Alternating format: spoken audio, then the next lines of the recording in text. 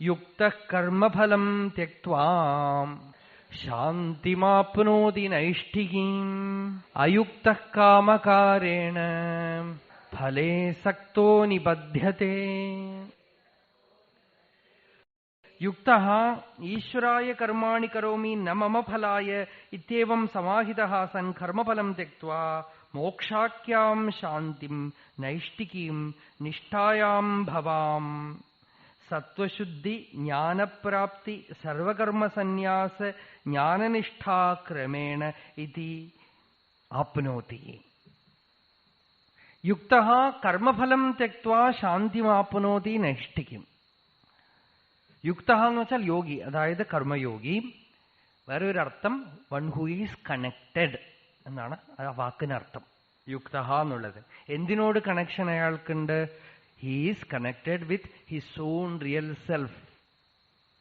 തന്റെ മൂലത്തിനോടുള്ള ബന്ധം വിച്ഛേദിക്കാതെ കർമ്മം ചെയ്യാൻ അറിയുന്നവൻ യുക്തനാണ്. അങ്ങനെയുള്ള യുക്തൻ യുക്തയിത്യുച്യതേ തഥാ എന്ന് ഭഗവാൻ മറ്റൊരു സ്ഥലത്ത് പറയുന്നുണ്ട്.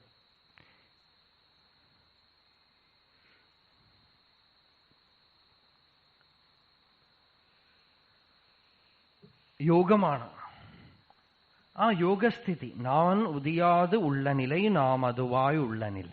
ഞാൻ എന്നുള്ള വ്യക്തിത്വം ഉദിക്കാത്ത സ്ഥിതി. സത്യാസ്ഥിതി ന അഹമുദേതിയത്ര. അഹം ഉദിക്കാത്ത സ്റ്റേറ്റ്. ആ സ്ഥിതിയിലിരിക്കുന്ന ആള് അതിലാണ് സുഖമെന്നറിഞ്ഞിട്ട് കർമ്മഫലം തെക്വാം, കർമ്മഫലത്തിനെ ശ്രദ്ധിക്കാതെ, കർമ്മഫലത്തിൽ ആഗ്രഹം വയ്ക്കാതെ കർമ്മം ചെയ്യുന്നത് കൊണ്ട് നിഷ്ഠായാം ഭവാം ശാന്തിം ആപ്നോതി. അദ്ദേഹത്തിനൊരു ശാന്തി ഉണ്ടാവും. ആ ശാന്തി എവിടുന്ന് വരുന്നു? നിഷ്ഠായാം ഭവാം എന്നുവെച്ചാൽ ആത്മനിഷ്ഠ കൊണ്ടുണ്ടാവുന്ന ശാന്തിയാണ്. It is not created peace, it is not created stillness. സ്വരൂപത്തിൽ നിന്നുള്ള ശാന്തി അയാളിലേക്ക് ഊറി വരും. അതായത് അയാൾ കാണും ഈ ശാന്തിയുടെ തീർത്ഥജലം തന്റെ സ്വാർത്ഥത കൊണ്ട് മറയ്ക്കപ്പെട്ടിരിക്കുകയാണ്. സ്വാർത്ഥതയിൽ ഒരു വിടവുണ്ടാക്കുമ്പോ തന്നെ ആ വിടവിലൂടെ ഈ തീർത്ഥം അല്പം ഒഴുകി വരുന്നത് അയാൾ കാണുന്നത് കൊണ്ട് കർമ്മഫലത്യാഗത്തിൽ മഹത്തായ നിഷ്കൃതി ഉണ്ടെന്നും, അതായത് ഫലമുണ്ടെന്നും, കർമ്മഫലം ത്യജിക്കപ്പെടുമ്പോ അനന്തഫലം ഉണ്ടാവുമെന്നും ഭഗവാൻ ഭാഗവതത്തിൽ പറയുന്നു. എന്തെന്ത് ഇഷ്ടപ്പെടുന്ന വസ്തു അതിനെയൊക്കെ എനിക്ക് വേണ്ടി ത്യജിക്കാം, നിനക്ക് അനന്തത കിട്ടുമെന്നാണ്.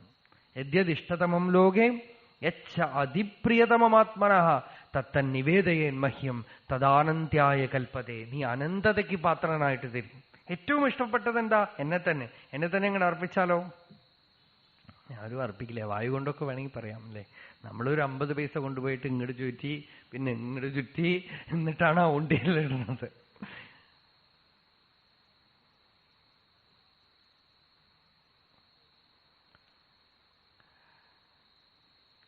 യദ്യത് ഇഷ്ടതമം ലോകെ, ഏത് ഇഷ്ടതമമായിട്ടുള്ളതോ, യച്ഛ അതിപ്രിയമാത്മനഃ, ഏറ്റവും പ്രിയപ്പെട്ട വസ്തുവോ, തത്തൻ നിവേദയൻ മഹ്യം, അതൊക്കെ എനിക്ക് നിവേദനം ചെയ്യൂ. അതായത് ഇഷ്ടതമമായ വസ്തുവിലും പ്രിയതമമായ വസ്തുവിലും ഞാൻ ഒട്ടിക്കിടക്കുന്നുണ്ട്. എന്റെ അഭിമാനം ഒട്ടിക്കിടക്കുന്നുണ്ട്. എന്റെ പേഴ്സണാലിറ്റി അവിടെയുണ്ട്. അതിനെ ഞാൻ ഭഗവാൻ അർപ്പിക്കുകയാണെങ്കിൽ, ത്യജിക്കുകയാണെങ്കിൽ, അഥവാ ഭഗവത് അർപ്പണം ചെയ്യുകയാണെങ്കിൽ എന്റെ അഹം പോയി പോവും. ഭഗവത് അർപ്പണം ചെയ്യുക എന്നുള്ളതിന് അർത്ഥം എന്താ? നമ്മളുടെ ഭാര്യ, കുട്ടികളെ എല്ലാത്തിനെയും ഭഗവത് അർപ്പണം ചെയ്ത്, ഭഗവാൻ അംബരീഷ ചരിത്രത്തിൽ ഭാഗവതത്തിൽ പറയുന്നു, ഏ ധാരാകാര പുത്രാപ്താന്, സർവം എനിക്ക് സമർപ്പിച്ചിട്ടിരിക്കുന്നു, അവരെ അല്ലാതെ എനിക്ക് വേറെ ആരെയും അറിയില്ല, അവരെ ഞാൻ എങ്ങനെ ഉപേക്ഷിക്കും എന്നൊക്കെ ദുർവാസാവിനോട് ചോദിക്കും. അവര് ഭാര്യയും കുട്ടികളെയും എല്ലാം എന്ന് വെച്ചാൽ ഭഗവാൻ അർപ്പിച്ചിരിക്കണമെന്ന് വെച്ചാൽ എന്താ അർത്ഥം? അതിപ്പോ നമ്മളൊക്കെ പറയും എല്ലാം ഗുരുവായൂരപ്പന് വിട്ടുകൊടുത്തിരിക്കുകയാണോ എന്ന് പറയും. ആ പറയലാണോ? പറഞ്ഞാൽ മതിയോ എന്നാണ്. അല്ല, പിന്നെയോ ഇവരുടെ മേലെയുള്ള കൺസേണും വിഷമവും ഒക്കെ ഭഗവാന്റെ തലയിൽ ഇട്ടിരിക്കുകയാണ്. വരുന്തിടും തലൈവിധി. തന്നെ കൊണ്ട് ചെയ്യാവുന്ന ധർമ്മമൊക്കെ ചെയ്യുന്നു. തന്റെ മുഖ്യ കർത്തവ്യം അവിടെ ഒന്നുമില്ല. ഭഗവത് ആരാധനയിലാണ്, ആത്മനിഷ്ഠയിലാണ്, സ്വരൂപജ്ഞാനത്തിലാണ്, അധ്യാത്മ പുരോഗതിയിലാണ്. തന്റെ ശരീരം ഈ ലോകത്തിലേക്ക് വന്നിരിക്കുന്നത് ഇവരെയൊക്കെ നോക്കിക്കൊണ്ടിരിക്കാനല്ല. ഇവരോടൊക്കെയുള്ള ബന്ധം പാന്ഥസംഗമമാണ്. കുറച്ചു നേരത്തേക്ക് റെയിൽവേ ട്രെയിനിൽ പോകുമ്പോൾ കൂടെ കാണുന്ന ആളുകളെ പോലെയാണ് ഇവർ. കുറച്ചു കാലം മുമ്പ് ഉണ്ടായിരുന്നില്ല, ഇപ്പൊ വന്നു, കുറച്ചു കഴിഞ്ഞാൽ ഇല്ലാതായിട്ട് പോകും.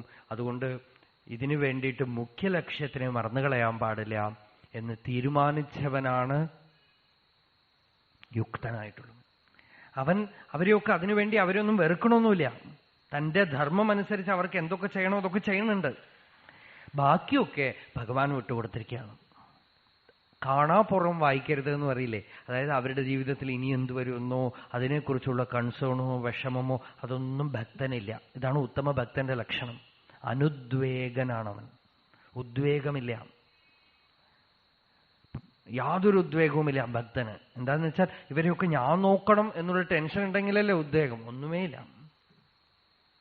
ഏത് ശക്തി ഗർഭത്തിലിരിക്കുമ്പോൾ ആ കുഞ്ഞിനെ പരിരക്ഷിക്കുന്നുവോ ആ ശക്തി പുറത്തു വന്നാലും ഉണ്ട്. It is working, operating.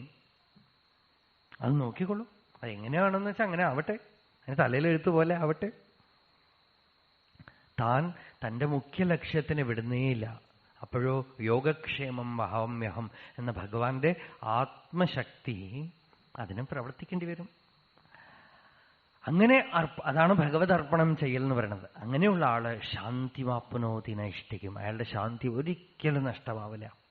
അയുക്ത, അങ്ങനെ അല്ലാത്ത ആള് കാമകാരേണ, അയാളുടെ ഡിസയർ, അംബിഷൻ, സെൽഫ് ഇൻട്രസ്റ്റ്, അത് കാരണം ഫലേസക്ത, എപ്പോഴും അയാൾ ചെയ്യുന്നതിന് മുമ്പ് എന്ത് കിട്ടും എന്നാണ് ചോദിക്കുക. എന്ത് തരും എന്നാണ്. എന്ത് കർമ്മത്തിന് പുറപ്പെടുന്നതിന് മുമ്പും ഈ കർമ്മം ചെയ്താൽ എന്ത് കിട്ടും? ഫലേസക്തോ നിബധ്യതേ, ഹി വിൽ ഗെറ്റ് ബൗണ്ട്. കർമ്മം ചെയ്യുന്നതിന് മുമ്പ് തന്നെ ഇയാളുടെ ചിത്തം ഫലത്തിലാണ്. അയാൾക്ക് കർമ്മത്തിലില്ല. അതുകൊണ്ട് കർമ്മം ചെയ്യുന്നതിന്റെ ആനന്ദവും അയാൾക്കില്ല, തന്റെ ഉള്ളിലുള്ള ആനന്ദവും അയാൾക്കില്ല. അത് കഴിഞ്ഞ് വല്ലതും കിട്ടണതിലാണ് ആനന്ദം. ആ കിട്ടുന്ന ആനന്ദം എത്ര നേരം ഉണ്ടാവും അല്ലേ? അത് കയ്യിൽ വാങ്ങിക്കുമ്പോൾ ഒരു സുഖം ഉണ്ടാവും, വാസ്തവം. അത് കഴിഞ്ഞാലോ, പാക്കറ്റിൽ ഇട്ട് കഴിഞ്ഞാലോ അല്ലെങ്കിൽ വീട്ടിൽ കൊണ്ടുവച്ചാലോ എന്തെങ്കിലുമൊക്കെ അത് കഴിഞ്ഞു. പിന്നെ അത് അതിന്റെ സൂക്കടൊക്കെ തുടങ്ങും. നേരെ മറിച്ച് ആനന്ദം തന്നിലാണെങ്കിൽ, അതിന് ഇതൊന്നും കൂടുതലോ കുറവോ ആവുന്നില്ലെങ്കിൽ, നഷ്ടം ലാഭമൊക്കെ സമമാണെങ്കിൽ പ്രവർത്തിച്ചുകൊണ്ടേയിരിക്കുന്നു, ഫലം വരികയും പോവുകയോ എന്തു വേണമെങ്കിൽ ചെയ്യുന്നു, അതിൽ ശക്തനല്ലെങ്കിൽ അയാളുടെ ആനന്ദത്തിന് കർമ്മമോ കർമ്മഫലമോ ഒന്നും കാരണമല്ല. ഒന്ന് ആലോചിച്ച് നോക്കൂ, എത്ര പ്രാക്ടിക്കലാണ് ഈ ഉപദേശം. എന്നിട്ടാണ് നമ്മളിത് ഇംപ്രാക്ടിക്കൽ എന്ന് പറയുന്നത്. നമ്മൾക്ക് ഇത്തിരി നമ്മളുടെ ഉള്ളിലുള്ള ഭ്രാന്ത് മാറ്റാനുള്ള മെനക്കെടേ ഉള്ളൂ. നമ്മൾ ആകപ്പാടെ ഭ്രാന്ത് പിടിച്ചിരിക്കുകയാണ്. ആ ഭ്രാന്ത് ഡിസ്ഫങ്ഷൻ ഉള്ളില് ആകപ്പാടെ കുഴപ്പമാണ്. നമ്മളുടെ മനസ്സ് ഇറ്റ് ഈസ് മിസ്എഡ്യൂക്കേറ്റഡ്. അതുകൊണ്ടാണ് നമ്മൾ ആ കുഴപ്പത്തിൽ ചാടിയിരിക്കുന്നത്. നമ്മൾ ആ അറിവിനെ ഒന്ന് തിരുത്തുകയേ വേണ്ടൂ. നിങ്ങൾ പണിയെടുക്കേണ്ടെന്ന് പറഞ്ഞില്ല, നിങ്ങൾ പണം സമ്പാദിക്കേണ്ടെന്ന് പറഞ്ഞില്ല, കിട്ടുന്നത് അനുഭവിക്കേണ്ടതെന്ന് പറഞ്ഞില്ല. ആചാര്യസ്വാമികൾ തന്നെ പറഞ്ഞു, മാ കുരു ധനജന യൗവന ഗർവം ഹരതി നിമേഷാത് കാല സർവം.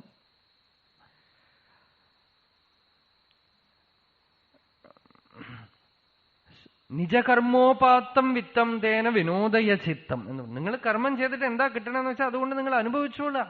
പക്ഷെ ആ ഫലം വേണമെന്ന് അതിൽ ആസക്തി ഒന്നുമില്ല. കർമ്മം ചെയ്യുന്ന ആൾക്ക് ചെയ്തു കഴിഞ്ഞാൽ നാച്ചുറലി അതിന് ഫലം വരും. അതിൽ അയാൾക്ക് വേണ്ടത് എന്താന്ന് വെച്ചാൽ അയാൾക്ക് അനുഭവിക്കാം. പക്ഷെ അയാൾക്ക് ആ അനുഭവിക്കുന്നതിലോ ഫലത്തിലോ അല്ല തന്റെ ശാന്തി, ആനന്ദം. സമുദ്രത്തിൽ നദികൾ വന്ന് ഇറങ്ങുന്നത് കൊണ്ട് സമുദ്രം കവിയൊന്നുമില്ല, നദികൾ വരാത്തത് കൊണ്ട് സമുദ്രം വറ്റിപ്പോകുന്നുമില്ല. എപ്പോഴും ആനന്ദമായിരിക്കുന്നവന് ഫലം വന്നാൽ എന്ത്, ഫലം പോയാൽ എന്ത്, കർമ്മം ചെയ്യുന്നതിൽ സന്തോഷം. അങ്ങനെയുള്ള ആള് യോഗിയാണ്. യുക്ത കർമ്മഫലം തെക്വാ ശാന്തിം ആപ്നോതി നൈഷ്ഠികീം. അയുക്ത കാമകാരേണ ഫലേസക്തോ നിബധ്യത്തെ. അയുക്തനായിട്ടുള്ളവൻ ആഗ്രഹം കാരണം ഫലത്തിനെ തന്നെ ചിന്തിച്ചുകൊണ്ട് അവൻ ബന്ധിതനായിട്ട് തീരുന്നു എന്ന് പറഞ്ഞു. അടുത്ത ശ്ലോകം. സർവകർമാണി മനസാം സന്യസ്യാസ്തേ സുഖം വശീം നവദ്വാരേ പുരേ ദേഹി നൈവ കുർവന്ന കാരയൻ. സർവകർമാണി പരിത്യജ്യ നിത്യം നൈമിത്തികം കാമ്യം പ്രതിഷിദ്ധം ച പരിത്യജ്യ താനി സർവാണി കർമാണി മനസാ വിവേകബുദ്ധ്യാ പരിത്യജ്യ കർമാദൗ അകർമ്മദർശനേന സന്ത്യജ്യ ആസ്തേ തിഷ്ഠതി സുഖം. ആചാര്യസ്വാമികളുടെ ഭാഷ്യമാണ്. ശരീരത്തിന്റെ കർമ്മങ്ങളെയൊക്കെ എങ്ങനെ ത്യജിക്കണം? ബാഹ്യമായിട്ടല്ല, ബാഹ്യത്യാഗമല്ല പറയണത്. സമ്പൂർണ്ണ ത്യാഗം ബാഹ്യമല്ല. സമ്പൂർണ്ണ ത്യാഗം എന്ന് ശ്രീശങ്കരൻ പറയുമ്പോ നമുക്ക് ഒരു സംശയം ഉണ്ടാവുന്നത് അവിടെയാണ്. എങ്ങനെ എല്ലാം ത്യജിക്കും? ശങ്കരൻ പറയണം, നിങ്ങളെ കൊണ്ട് കർമ്മം ശാരീരികമായി ത്യജിക്കാൻ സാധ്യമല്ല. നിങ്ങൾ മിണ്ടാതിരുന്നാലും ശരീരത്തിനുള്ള ആക്ഷൻ നടന്നുകൊണ്ടേയിരിക്കുന്നുണ്ട്. ഉറങ്ങിയാൽ ഉറക്കത്തിലും നടക്കുന്നുണ്ട്. സമാധി എന്ന് പറയുന്ന ഭാവസ്ഥിതിയിലൊക്കെ നടക്കുന്നുണ്ട്. അപ്പൊ പിന്നെ നിങ്ങൾ എങ്ങനെ ത്യജിക്കും? അപ്പൊ ത്യജിക്കണത് എങ്ങനെയാണ് എന്ന് വെച്ചാൽ നിത്യം നൈമിത്തികം കാമ്യം പ്രതിഷിദ്ധം. എല്ലാം നിത്യകർമ്മം, നൈമിത്തിക കർമ്മം, കാമ്യകർമ്മം, പ്രതിഷിദ്ധ കർമ്മം, ഏത് കർമ്മമാണെങ്കിലും കർത്തൃത്വം ഉണ്ടെങ്കിൽ ബന്ധിക്കും. അപ്പോ ത്യജിക്കുന്നത് നിത്യകർമ്മത്തിനെയല്ല, ത്യജിക്കുന്നത് കാമ്യകർമ്മത്തിനെയോ പ്രതിഷിദ്ധ കർമ്മത്തിനെയോ അല്ല. നേരെ മറിച്ച് ത്യജിക്കുന്നത് എന്താ? വിവേകബുദ്ധ്യ കർമാദൗ അകർമ്മദർശനേന സന്ത്യജ്യ ഇത്യർത്ഥഃ. വിവേകം കൊണ്ട് ഈ പ്രവർത്തിക്കുന്ന ശരീരമോ മനസ്സോ അതിനകത്തുള്ള അഭിമാനമോ ഒന്നും ഞാനല്ലെന്നും ഇതിനൊക്കെ പുറകിലുള്ള നിത്യശുദ്ധമായ വസ്തുവാണ് താനെന്നും പ്രത്യഗ്ദർശനമുണ്ടായാൽ കർമ്മം ത്യജിക്കപ്പെട്ടു. അതാണ് കർമ്മണി അകർമ്മയഃ പശ്യേത് എന്ന് പറഞ്ഞത് ഭഗവാൻ. കർമ്മം ചെയ്തുകൊണ്ടേയിരിക്കുമ്പോഴും അകർമ്മശേഷമായ ആത്മാവിനെ കണ്ടുകൊണ്ടാണ് കർമ്മം ചെയ്യുന്നത്. അപ്പൊ വിവേകമാണ് ഇവിടെ പ്രവർത്തിക്കുന്നത്. വിവേകം കൊണ്ട് കർമ്മം ത്യജിക്കപ്പെടുകയാണ്. എത്ര ചെയ്താലും ഇയാൾക്കൊന്നും ചെയ്യണതായിട്ട് തോന്നണില്ല. എത്ര പ്രവർത്തിച്ചാലും ഇയാൾക്ക് പ്രവർത്തിച്ചു എന്ന് തോന്നണില്ല. അതിന്റെ ഒരു വെയിറ്റ് ഇല്ല ഉള്ളില്. അന്ന് കർമ്മം ചെയ്യുകയും ചെയ്യും. ചിലപ്പോൾ കർമ്മം വിട്ടുപോവുകയും ചെയ്യും. രണ്ടുകൊണ്ടും അയാൾക്ക് ദൂഷ്യമില്ല. ജ്ഞാനനിഷ്ഠൻ ചിലപ്പോൾ നിത്യകർമാനുഷ്ഠാനങ്ങളൊക്കെ സഹജമായി ചെയ്തുകൊണ്ടിരിക്കും. ചിലപ്പോൾ അതൊക്കെ താനേ മരത്തിൽ നിന്നും പഴം ഉണങ്ങി വീണ പോലെ വീണുപോയി എന്ന് വരും. എന്തായാലും അയാൾക്ക് അതിൽ കർത്തൃത്വവുമില്ല, ഭോക്തൃത്വവുമില്ല, ഞാൻ ചെയ്യണു എന്നുള്ള ഭാവവുമില്ല. ത്യക്ത വാങ് മനഃകായ ചേഷ്ടഃ നിരായാസഃ പ്രസന്നചിത്തഃ ആത്മനഃ അന്യത്ര നിവൃത്ത സർവബാഹ്യപ്രയോജനഃ സുഖം ആസ്തേ. ശരീരത്തിന്റെയും വാക്കിന്റെയും മനസ്സിന്റെയും ഒന്നും ചേഷ്ടകളെ ആത്മാവിൽ ആരോപിക്കാതെ, നിരായാസ, ഒരു ആയാസവും അയാളുടെ ഉള്ളിലില്ല. എന്നുവെച്ചാൽ ഓൾവേസ് ഇൻ റെസ്റ്റ്, വിശ്രാന്തിയാണ്. ശരീരം അങ്ങോട്ട് നടക്കും, പ്രവർത്തിക്കുകയും ചെയ്യും, ഒക്കെ ചെയ്യും. സദാ വിശ്രാന്തനാണ്. He's in deep quietude always. Ramana ഭഗവാനെ കണ്ടവർക്കൊക്കെ അതൊരു അനുഭവമാണ്. എന്തൊക്കെ മഹർഷി ചെയ്തുകൊണ്ടിരുന്നാലും കാണാം അദ്ദേഹം എപ്പോഴും ശാന്തനാണ്, നിരായാസനാണ്, വിശ്രാന്തനാണ്. വിശ്രാന്തിമാസാദ്യ തുരീയതൽപേ വിശ്വാദ്യ അവസ്ഥ ഉപരിസ്ഥേ. മൂന്നവസ്ഥകൾക്കും അപ്പുറമുള്ള തുരീയ വസ്തുവിനെ തന്നിൽ കണ്ട് അതിൽ ഒരു ചലനവും സാധ്യമല്ലെന്നും ആ സത്തയിൽ ഒരു കർമ്മവും സ്പർശിക്കുന്നില്ലെന്നും അതാണ് തന്റെ സ്വരൂപമെന്നും റെക്കഗ്നിഷൻ ഉണ്ടായ ആളെയാണ് ഇവിടെ അകർമ്മദർശി എന്ന് പറയുന്നത്. അയാൾ അകർമ്മദർശിയാണ്. അപ്പോ സർവകർമാണി മനസാ സന്യസ്തിരെ, അറിവ് കൊണ്ട് സന്യസിച്ചു അയാൾ. എന്നിട്ടോ നവദ്വാരേ പുരേ, ഈ ശരീരത്തിനാണ് നവദ്വാരപുരം എന്ന് പേര്.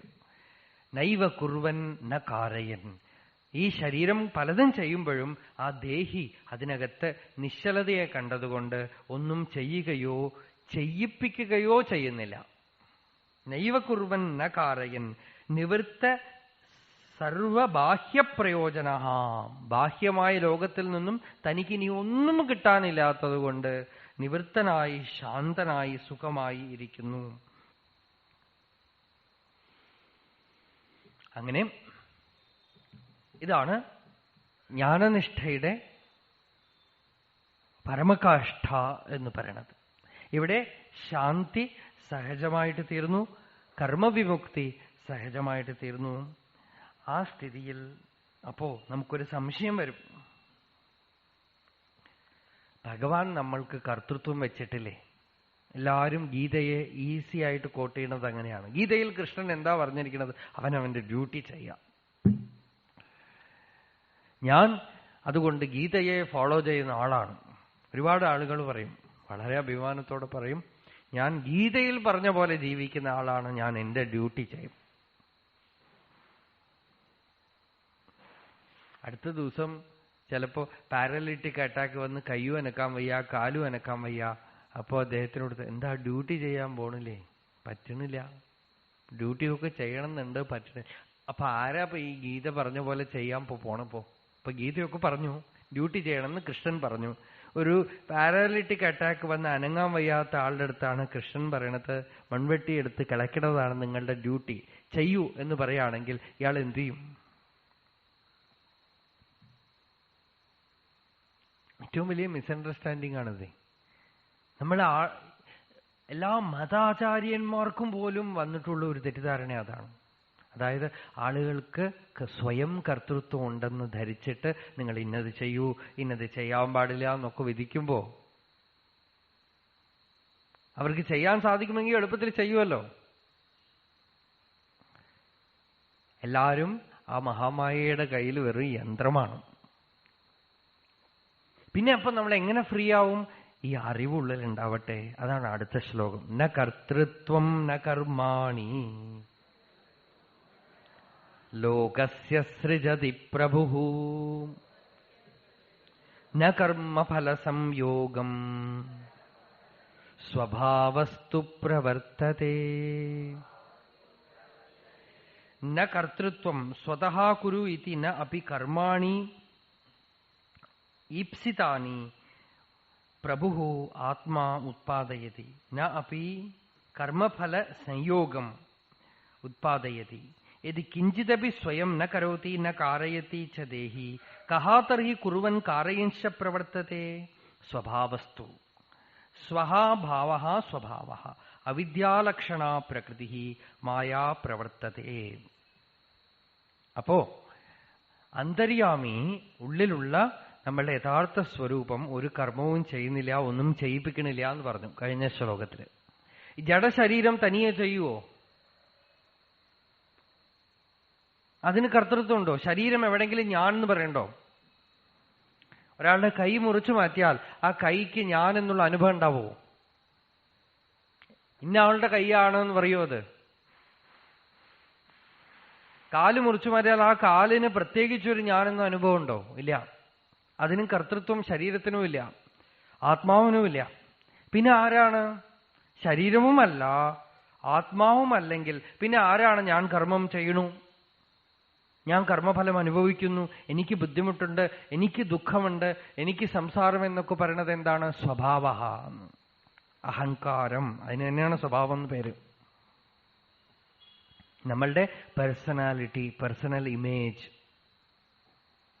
അതെങ്ങനെ വന്നു? എത്രയോ കാലമായിട്ടുള്ള അവിദ്യാകർമ്മത്തിന്റെ പരിണത ഫലമാണത്. അതെങ്ങനെയോ വന്നിട്ടുണ്ടപ്പോ. അതെങ്ങനെ പോവും? ആ സ്വഭാവം എന്താണെന്ന് അന്വേഷിച്ചാലേ അത് പോവുള്ളൂ. അതിനെ അംഗീകരിച്ചിരിക്കുകയാണ് നമ്മൾ. ഒരു ഭൂതം ഉള്ളിൽ കയറിക്കൂടിയിരിക്കുകയാണ്. ചൈതന്യത്തിനെയും അത് ദ്രോഹിക്കുന്നു, ജഡത്തിനെയും അത് ദ്രോഹിക്കുന്നു. രണ്ടിന്റെയും നടുവിൽ നിന്നിട്ട് അതിന് ചിത് ജഡഗ്രന്ഥി എന്ന് പേര്. അത് ചിത്തുമല്ല ജഡവുമല്ല, ഹൃദയഗ്രന്ഥി എന്ന് പേര്. അത് ശരീരത്തിനും വിഷമുണ്ടാക്കണു, ചൈതന്യത്തിനും വിഷമുണ്ടാക്കണു. ചൈതന്യത്തിന് ബന്ധകാരണമാവുന്നു, ശരീരത്തിന് ദുഃഖകാരണമാവുന്നു, ആയാസകാരണമാവുന്നു.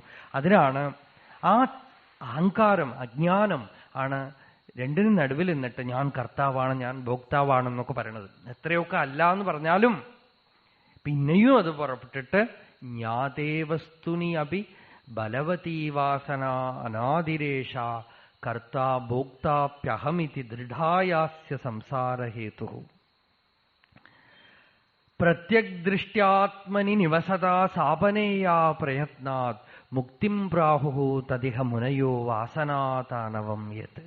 ആചാര്യസ്വാമികൾ വിവേകചൂടാമണിയിൽ പറഞ്ഞു, നല്ലവണ്ണം ശാസ്ത്രവിചാരമൊക്കെ ചെയ്തൊക്കെ അറിഞ്ഞാലും ബലമായി തള്ളിപ്പുറപ്പെടുന്ന അഹന്ത ഉള്ളെന്ന് വന്നിട്ട് കർത്താഭോക്താവി അഹമിതി, ഞാൻ കർത്താവാണ്, ഞാൻ ഭോക്താവാണെന്ന് തള്ളിപ്പുറപ്പെടും. അതില് നമ്മൾ നായായിട്ടിരുന്നതും പൂച്ചയായിട്ടിരുന്നതും എലിയായിട്ടിരുന്നതും പുലിയായിട്ടിരുന്നതും ഭൂതമായിട്ടിരുന്നതും എല്ലാത്തിന്റെ അംശവും ആ അഹന്തയിലുണ്ട് എന്നൊക്കെ പറയുന്നുണ്ടത്ര. എനിക്ക് സയൻസ് ഒന്നും വലിയ വിവരമില്ല, എന്നാലും അവിടെ എവിടെയൊക്കെ ഇത്തിരിയൊക്കെ വായിക്കും. അപ്പോ എവിടെയോ കണ്ടു നമ്മളുടെ ഉള്ളില് ഉള്ള DNA എല്ലാ മൃഗങ്ങളുടെയും എല്ലാ ജീവികളുടെയും അംശം, അതിന്റെയൊക്കെ ഫുട് പ്രിന്റ്സ് കാണാം എന്നാണ്. അവരിലൊന്നും മനുഷ്യനെ കാണാൻ പറ്റില്ല. ഈ DNA എന്നൊക്കെ പറയണത് എന്താ? ഈ ഞാൻ എന്നുള്ള അഭിമാനത്തിന്റെ അഹങ്കാരത്തിന്റെ ഓരോ രൂപമാണ് അത് മുഴുവനുമേ. അതിലൊക്കെ എത്രയോ ജന്മങ്ങൾ ട്രാവൽ ചെയ്തു വന്നതിന്റെ മുഴുവൻ അംശം അതിനകത്തുണ്ട്. അതാണ് പറഞ്ഞത്, എല്ലാവരും മനുഷ്യരൊക്കെ മാനുഷരെല്ലാവരും ഒന്നുപോലെ എന്നൊക്കെ പറയാം. ഒന്നുപോലെയൊന്നും ആവില്ല. മനുഷ്യ ശരീരം ഒന്നുപോലെ ഇരിക്കും. പലപ്പോഴും മനുഷ്യ ശരീരം എടുക്കുമ്പോൾ ശരീരം മാത്രമേ മനുഷ്യന്റെ ഉള്ളൂ. 99% മൃഗവും 1% മനുഷ്യനുമായിട്ടാണ് ആദ്യം ശരീരം എടുത്ത് വരുന്നത്. പതുക്കെ പതുക്കെ പതുക്കെയാണ് ഈ ജീവൻ ജ്ഞാനവിചാരം ചെയ്യാൻ തുടങ്ങുമ്പോ തന്നെ ഇയാളിൽ ഏകദേശമൊക്കെ പോയിട്ടുണ്ട്. അതുകൊണ്ടാണ് തന്റെ അഹന്തയെ, തന്റെ സ്വഭാവത്തിനെ ഇയാൾ മാറി നിന്ന് കാണുന്നത്. ആ സ്വഭാവത്തിൽ ഈ അംശമൊക്കെ കാണും. ചിലപ്പോ ദേഷ്യം വരുന്നു, ചിലപ്പോ ആരെങ്കിലും നമ്മളുടെ സാധനം എടുത്തോണ്ട് പോകുമെന്ന് തോന്നുന്നു, അസൂയ വരുന്നു. ഇതൊന്നും നമ്മളുടെ സഹജമല്ല. നായ്ക്ക് ഇത്തിരി ചോറിട്ട് കൊടുക്കുമ്പോ മറ്റേ നായ അടുത്ത് വരുമ്പോ ഒറന്ന് ശബ്ദിക്കണില്ലേ, അതൊക്കെ ഇവിടെ കാണാം. ഉണ്ടോ ഇല്ലയോ? ഒക്കെ കാണാം നമുക്ക്. നമ്മള് ഇത്തിരി പഠിച്ചതൊക്കെ കൊണ്ട് പുറമേക്ക് ഉറുമാതെ ഉള്ളിൽ വെക്കും, അത്ര തന്നെ. പല സ്വഭാവങ്ങളും കാണാം നമുക്കിതിനകത്ത്. കുരങ്ങിനെ പോലെയുള്ള സ്വഭാവം കാണാം, നായിനെ പോലെയുള്ള സ്വഭാവം കാണാം, പൂച്ചയെ പോലെയുള്ള സ്വഭാവം കാണാം. അതിന്റെയൊക്കെ അംശം ഈ അഭിമാനവൃത്തിയിൽ കാണും. ആ സ്വഭാവം, അതായത് ഒരു ഭൂതം ആവേശിച്ചു കഴിഞ്ഞാൽ ആ ഭൂതം, നല്ല സദാചാര കുടുംബത്തിൽ ജനിച്ച ഒരാളുടെ ഉള്ളിലേക്ക് ഭൂതം കയറിയിട്ട് കള്ളു കുടിക്കൂ, മാംസം ഭക്ഷിക്കൂ എന്നൊക്കെ അയാളുടെ അടുത്ത് പറഞ്ഞിട്ട് അയാൾ ചെയ്യണ പോലെ ഭൂതം തന്നെയാണത്. ഭൂതം എന്ന് പറഞ്ഞ് പ്രത്യേകിച്ച് ഒരു സാധനമില്ല, അഭിമാനവൃത്തി തന്നെയാണ് ഭൂതം. അത് നമ്മളെ എന്തൊക്കെ തന്നെ നമ്മൾ നല്ലത് ചെയ്യണമെന്ന് വിചാരിച്ചാൽ അത് ചീത്ത ചെയ്യിപ്പിക്കും. എന്താ? ചീത്തയുടെ ഒരു എലമെന്റ് നമ്മളുടെ ഉള്ളിൽ ഉണ്ടെങ്കിൽ നമ്മളെ കൊണ്ട് ചീത്തയിലേക്ക് കൊണ്ട് തള്ളിക്കളയും. അതുകൊണ്ടാണ് ആധ്യാത്മികത നല്ലത് ചെയ്യുന്നതിലല്ല, ചീത്തയെ ഇല്ലാതാക്കുന്നതിലാണ് ആധ്യാത്മികതയുള്ളത്. നല്ലത് ചെയ്യുന്നതിനേക്കാളും ചീത്തയെ ഇല്ലാതാക്കുന്നത് കൊണ്ട് ലോകത്തിന് മംഗളം ഉണ്ടാവും. നമ്മളുടെ ഉള്ളിലുള്ള ചീത്തയെ ഇല്ലാതാക്കാതെ നമ്മൾ നല്ലത് ചെയ്യാൻ പുറപ്പെട്ടാൽ ഈ ഉള്ളിൽ കിടക്കുന്ന ചീത്ത ഞാൻ നല്ലത് ചെയ്യുന്നു എന്നുള്ള അഭിമാനത്തിന്റെ രൂപത്തിൽ പുറപ്പെട്ട് ആസുരീഭാവം ഉണ്ടാക്കും. മനസ്സിലാവുണ്ടോ അതിന്റെ എസൻസ്? നേരെ മറിച്ച് നല്ലത് ചെയ്യണ്ട എന്നല്ല, ചീത്തയെ ഇല്ലാതാക്കാൻ സ്ട്രെസ് കൂടുതൽ കൊടുത്താൽ എന്താവും? നാച്ചുറലായി ഇയാളുടെ ഉള്ളിൽ നിന്ന് നല്ലത് വരും.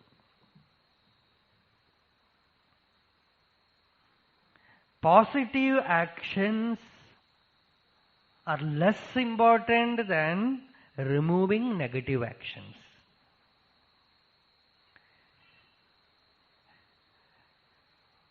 Negativities should be wiped out. Then naturally noble actions will pour forth. നമുക്ക് ദൂഷ്യമായിട്ട് കാമം, ക്രോധം. അതുകൊണ്ടാണ് സോഷ്യൽ സർവീസിന് ഋഷികൾ പ്രത്യേകിച്ചൊരു ഇമ്പോർട്ടൻസ് കൊടുക്കാത്തത്. അവർ പറഞ്ഞു, നിങ്ങളുടെ ഉള്ളിൽ ദ്വേഷവും അസൂയയും കാമവും ക്രോധവും ഒക്കെ വെച്ചുകൊണ്ട് നിങ്ങൾ സമൂഹത്തിൽ സേവ എന്ന് പറഞ്ഞ് ഇറങ്ങിക്കഴിയുമ്പോൾ നിങ്ങൾ ചെയ്യുന്ന നല്ലതിൽ മുഴുവൻ ഈ വാസനയൊക്കെ കലക്കും.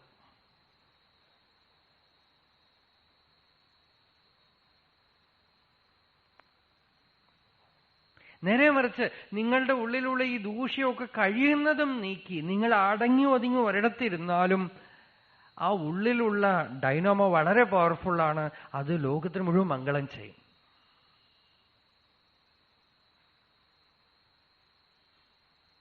ആളുകൾക്ക് ഇതിൽ വിശ്വാസം പോരാ, ആളുകൾക്ക് കർമ്മത്തിലാണ് വിശ്വാസം. അങ്ങനെയൊക്കെ മതിയോ എന്നാണ്. അതുകൊണ്ടാണ് ആ നെഗറ്റിവിറ്റീസിനെ നീക്കുന്നതിനാണ് സ്ട്രെസ് കൂടുതൽ കൊടുക്കേണ്ടത്. അപ്പൊ പോസിറ്റീവ് ആയിട്ടുള്ളത് തനിയെ ഉണ്ടായിക്കോളും. ഈ ഒരു തത്വം നേരെ ആഴത്തിൽ പോണം ഉള്ളിൽ. അപ്പൊ കുഴപ്പം വളരെ കുറയും. അപ്പോ ന കർത്തൃത്വം ന കർമാണി ലോകസ്യ സൃജതി പ്രഭു ന കർമ്മഫല സംയോഗം സ്വഭാവസ്തു പ്രവർത്തത. ഈ സ്വഭാവം പ്രവർത്തിക്കുന്നുണ്ടല്ലോ, ആ സ്വഭാവത്തിന്റെ ഒരു ചലനവും ആത്മാവിനെ ബാധിക്കുന്നില്ല. ഈ സ്വഭാവം ചെയ്യുന്നു, സ്വഭാവം തന്നെ അനുഭവിക്കുന്നു. സ്വഭാവം പുണ്യം ചെയ്തു സ്വഭാവം പുണ്യം അനുഭവിക്കും, സ്വഭാവം പാപം ചെയ്തു സ്വഭാവം പാപം അനുഭവിക്കും. എനിക്ക് സുഖം എനിക്ക് ദുഃഖം എന്ന് നമ്മൾ ആ സ്വഭാവത്തിനോട് താതാത്മ്യം പ്രാപിച്ചിട്ട് പറയാണ്. ആ സ്വഭാവത്തിൽ എത്ര കാലം താതാത്മ്യം പ്രാപിച്ചിരിക്കുന്നു അത്ര കാലം സ്വരൂപത്തിനെ നമ്മൾ അറിയില്ല. നമ്മൾ രണ്ടെണ്ണമാണുള്ളത്, ഒന്ന് സ്വഭാവവും ഒന്ന് സ്വരൂപവും. സ്വരൂപം നമ്മളുടെ റിയൽ പേഴ്സണാലിറ്റിയാണ്, സ്വഭാവം നമ്മളുടെ പേഴ്സണാലിറ്റിയാണ്, ഇമേജാണ്, മാസ്കാണ്. സൊസൈറ്റി, സമൂഹം എന്ന് പറയുന്നത് സ്വഭാവത്തിൽ അധിഷ്ഠിതമാണ്, ആധ്യാത്മികം എന്ന് പറയുന്നത് സ്വരൂപത്തിൽ അധിഷ്ഠിതമാണ്. സ്വഭാവമില്ലാതെ സമൂഹത്തിൽ നിൽക്കാൻ പറ്റില്ല, സ്വരൂപമില്ലാതെ അധ്യാത്മത്തിലേക്ക് വരാൻ പറ്റില്ല. സ്വഭാവത്തിനെ സ്വരൂപജ്ഞാനവും വെച്ചുകൊണ്ട് ആധ്യാത്മികത്തിൽ നിൽക്കുന്ന പോലെ സമൂഹത്തിൽ നിൽക്കാൻ പറ്റില്ല. സമൂഹത്തിൽ എല്ലാവരും സ്വഭാവവും വെച്ചുകൊണ്ട് നിൽക്കുന്നവരാണ്. സ്വഭാവത്തിന് അവിദ്യ എന്ന് പേര്, സ്വരൂപത്തിന് വിദ്യ എന്ന് പേര്. വിദ്യയെ അറിഞ്ഞ് അവിദ്യയെ നീക്കിയവൻ പുറത്തുപോയി പോകും. അതുകൊണ്ട് അയാൾ ലോകത്തിൽ കുറച്ച് വിഷമിക്കും. നേരെ മറിച്ച് വിദ്യയെ അറിയാതെ സ്വഭാവത്തിന് പ്രാമുഖ്യം കൊടുത്തുകൊണ്ട് ലോകത്തിൽ ജീവിക്കുന്ന ആള് കൂരാക്കൂരിരുട്ടിലേക്ക് പോകും. അതുകൊണ്ട് വിദ്യയെ അറിഞ്ഞ് അമൃതത്വം നേടി അവിദ്യയാവുന്ന സ്വഭാവത്തിനെ മൃത്യുവെന്ന് അറിഞ്ഞ് പതുക്കെ പതുക്കെ യജിച്ച് നീക്കിക്കൊണ്ട് സമൂഹത്തിൽ ജീവിക്കുന്നവൻ പൂർണ്ണനായിട്ട് തീരും. ഇതാണ് ഈശാവാസ്യോപനിഷത്ത് മന്ത്രത്തിന്റെ ഗൂഢപൊരുളും. വിദ്യാം ച അവിദ്യാം ച യസ്തദ്വേദ ഉഭയഗും സഹ വിദ്യയാ മൃത്യും തീർത്വാ വിദ്യയാ അമൃതമശ്നുതേ.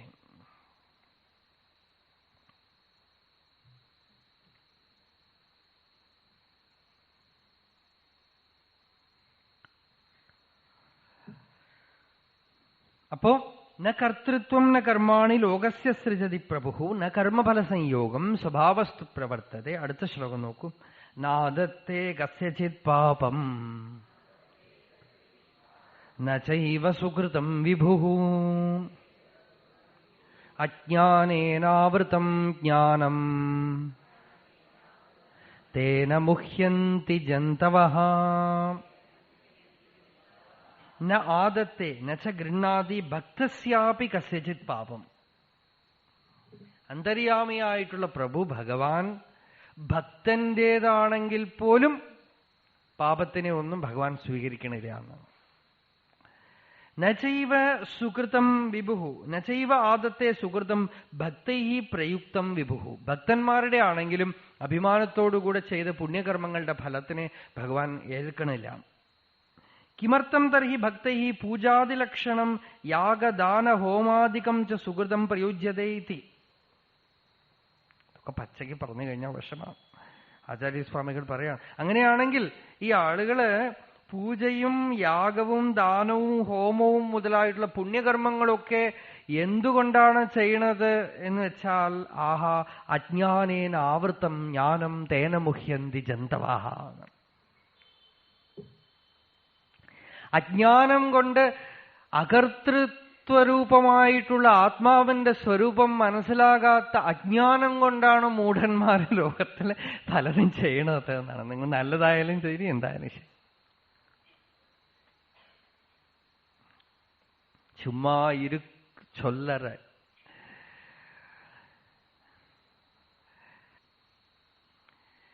അജ്ഞാനേനാവൃതം ജ്ഞാനം വിവേകവിജ്ഞാനം തേന മുഹ്യന്തി കരോമി കാരയാമി ഭോക്ഷ്യേ ഭോജയാമി ഇത്യവം മോഹം ഗച്ഛന്തി അവിവേകിനഃ സംസാരിണഃ ജന്തവഃ.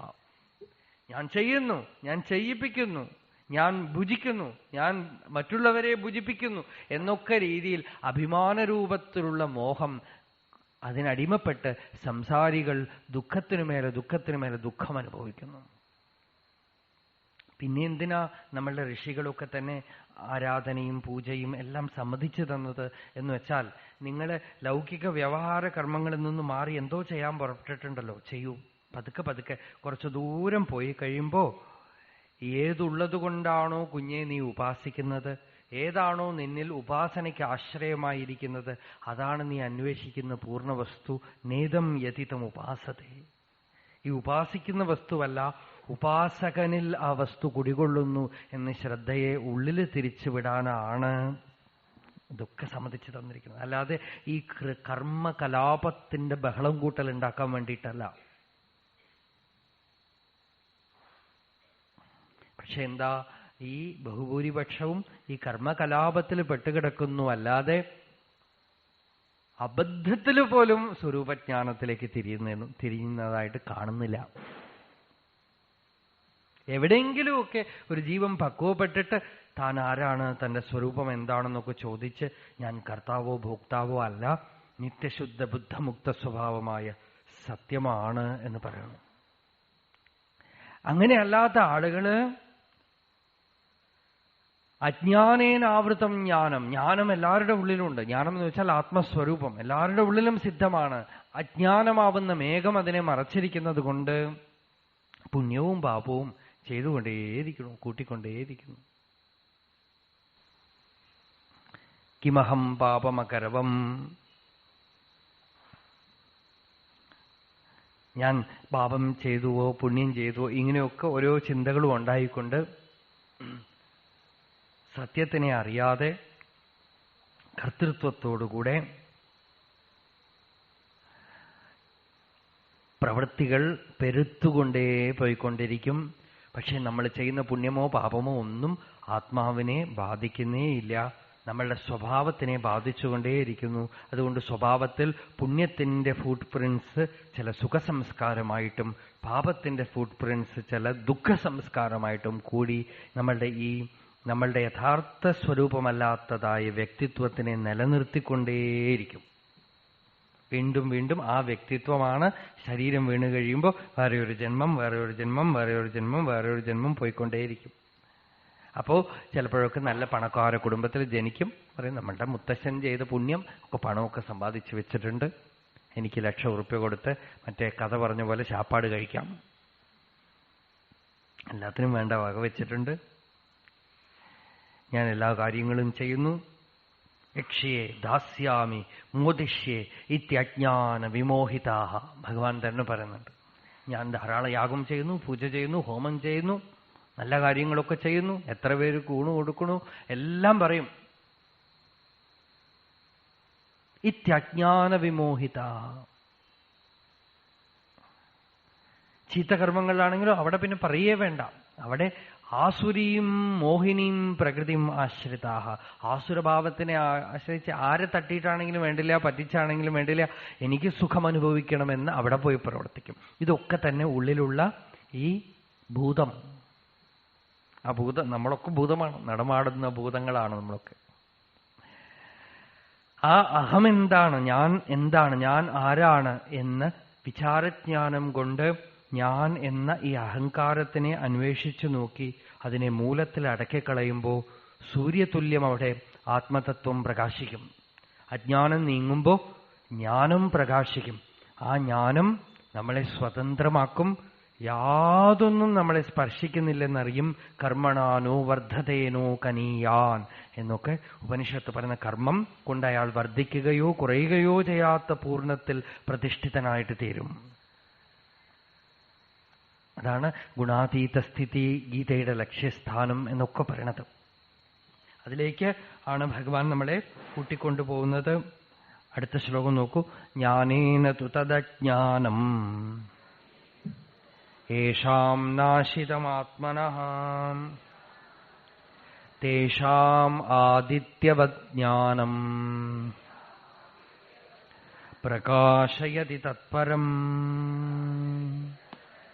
ഈ 3 ശ്ലോകം ന കർത്തൃത്വം ന കർമാണി ലോകസ്യ സൃജതി പ്രഭുഃ ന കർമ്മഫല സംയോഗം സ്വഭാവസ്തു പ്രവർത്തത്തെ നാദത്തെ കസ്യചിത് പാപം നചൈവ സുകൃതം വിഭുഃ അജ്ഞാനേനാവൃതം ജ്ഞാനം തേന മുഹ്യന്തി ജന്തവഃ ജ്ഞാനേന തു തദജ്ഞാനം യേഷാം നാശിതം ആത്മനഃ തേഷാം ആദിത്യവജ്ഞാനം പ്രകാശയതി തത്പരം. ഈ 3 ശ്ലോകം ഓർമ്മ വെച്ചാൽ, നല്ലവണ്ണം മനനം ചെയ്താൽ നമുക്ക് കയ്യിലിരിക്കുന്ന നെല്ലിക്ക പോലെ സത്യം പ്രകാശിക്കും. അസ്ഥാമലകം പോലെ, ഉള്ളംകൈയിലുള്ള ജലം പോലെ സത്യത്തിന് ഉള്ളിലടക്കം. നമ്മളെക്കുറിച്ചുള്ള തെറ്റിദ്ധാരണകളൊക്കെ നമുക്ക് മാറും. ജ്ഞാനം കൊണ്ട് അജ്ഞാനം നീങ്ങുമെന്ന്. വെളിച്ചം കൊണ്ടുവന്നാലേ ഇരുട്ട് പോവുള്ളൂ. ഇരുട്ടിനെ തല്ലി ഓടിക്കാൻ പറ്റുമോ? ഇരുട്ടിനെ മന്ത്രം ജപിച്ച് നീക്കാൻ പറ്റുമോ? ഇരുട്ടിനെ ആവാഹനം ചെയ്ത് നീക്കാൻ പറ്റുമോ? ഇത് മുഴുവൻ അവിദ്യാപടലമാണ്. അവിദ്യ കൊണ്ടാണ് കർമ്മങ്ങൾ പെരുത്തു വരുന്നത്. സ്വാഭാവികാവിദ്യ സഹിക്കാം. സ്വാഭാവികാവിദ്യ എന്താ? നമ്മൾ കൊണ്ടുവരുമ്പോൾ പൂർവ്വജന്മത്തിൽ ചെയ്ത അബദ്ധം കാരണം ഈ ജന്മത്തിൽ ചെയ്യുന്ന സ്വാഭാവികാവിദ്യ സഹിക്കാം.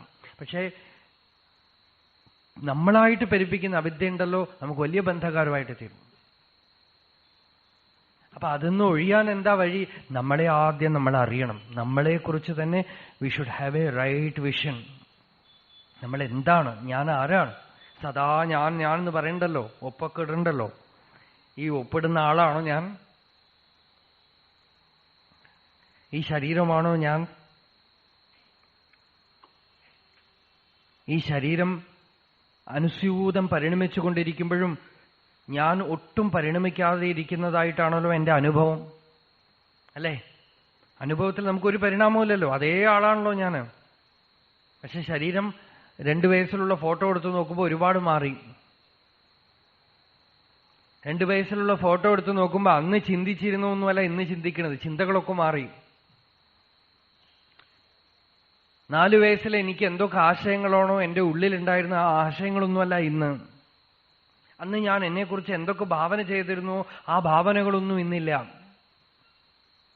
ശരീരം മാറി, ഭാവനകൾ മാറി, മനസ്സ് മാറി, ബുദ്ധി മാറി, വിശപ്പ് ദാഹത്തിന്റെ സ്വഭാവം മാറി, ഉറക്കത്തിന്റെ നേച്ചർ മാറി, ഏറ്റതാഴ്വുണ്ടായി ഉറക്കത്തില്. എല്ലാം മാറിയിട്ടും അന്ന് ഏതൊരു അഹം ഞാൻ ഉണ്ടായിരുന്നു, ആ ഞാൻ എന്നുള്ള അനുഭവം സത്താസാമാന്യം, സത്താചിത് സുഖരൂപം, ഒരു മാറ്റവും കൂടാതെ തുടരുന്നു. അതെന്താണെന്താ? മാറാത്ത വസ്തു. അതാണ് നമ്മളുടെ സ്വരൂപം, അതാണ് ഞാൻ. ഈ മാറുന്നതൊക്കെ ഞാൻ കാണുന്ന വസ്തുക്കളാണോ? ഒന്നും ഞാനല്ല. ഏതൊക്കെ മാറുന്നു അതൊക്കെ എന്നിൽ നിന്ന് അന്യമാണ്, പ്രകൃതിയിലാണ് അതൊക്കെ നടക്കുന്നത്. മാറാതെ നിൽക്കുന്നവനാണ് ഞാൻ. ഇത് അറിഞ്ഞു കഴിഞ്ഞാൽ മാറുന്ന വസ്തുക്കളൊന്നും ഞാനല്ലെന്നും ആ മാറാതെ നിൽക്കുന്ന സത്യം മാത്രമാണ് ഞാനെന്നും അറിഞ്ഞു കഴിഞ്ഞാൽ മാറുന്നത് മാറട്ടെ, ഞാൻ മാറാതെ ഇരുന്നാൽ പോരെ? മാറാത്തതാണ് ഞാനെന്ന് അംഗീകരിച്ചാ പോരെ? സത്തിനെ സ്വീകരിച്ചാ പോരെ?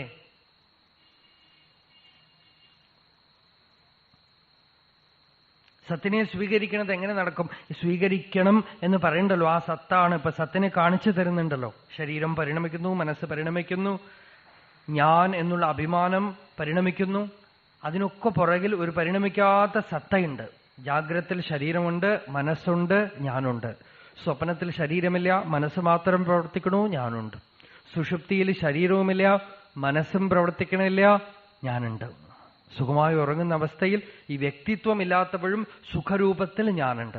അപ്പൊ സുഷുപ്തി അവസ്ഥയിലും ഏതൊരു ഞാനുണ്ടോ, ശരീരവും മനസ്സും ഉള്ളപ്പോഴും അതുണ്ട്, ശരീരവും മനസ്സും ഇല്ലാത്തപ്പോഴും അതുണ്ട്. ആ സത്ത, ആ സത്യം, അതാണ് എന്റെ സ്വരൂപം എന്ന് കേൾക്കുമ്പോ തന്നെ നിങ്ങൾക്ക് ചിക്കെന്ന് തെളിയുകയാണെങ്കിൽ കഴിഞ്ഞു. അതേ വഴിയുള്ളൂ, വേറെ വഴിയൊന്നുമില്ല.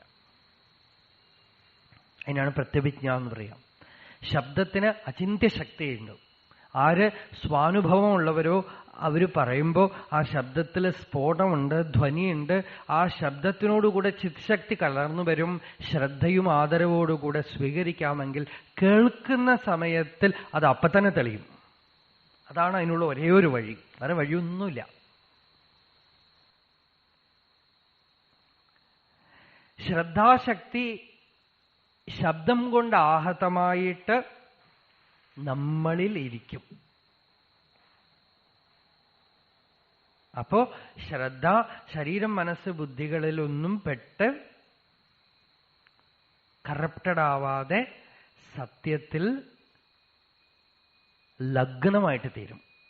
അങ്ങനെ സത്യത്തിൽ ലഗ്നമായ ശ്രദ്ധയാണ് ചിത് ശക്തി. ആ ചിത് ശക്തിയാണ് ഹ്ലാദിനീ ശക്തി. അതാണ് നമുക്ക് സ്വരൂപാനന്ദത്തിനെ തരുന്നത്, ശാന്തിയെ തരുന്നത്, നമ്മളെക്കുറിച്ച് നമ്മൾക്ക് ലാഭത്തിനുണ്ടാക്കുന്നത്, നിജലാഭത്തിനെ തരുന്നത്.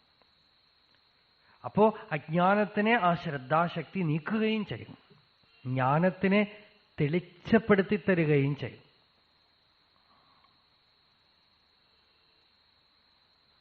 പരാം ശാന്തിമചിരേണ അധിഗച്ഛതി. പരമമായ ശാന്തി ഉണ്ടാകുന്നു. സർവേപി സുഖിനഃ സന്തു സർവേ സന്തു നിരാമയാഃ സർവേ ഭദ്രാണി പശ്യന്തു മാ കശ്ചിത് ദുഃഖഭാഗ് ഭവേത്. യതോ മമാത്മാ ഭവസി ത്വമേവ തതോ ന വാച്യം മമ കിഞ്ചിദസ്തി. യഥാ തവേഷ്ടം കുരു മാം തഥൈവ ത്വാം ആത്മനാഥം രമണം.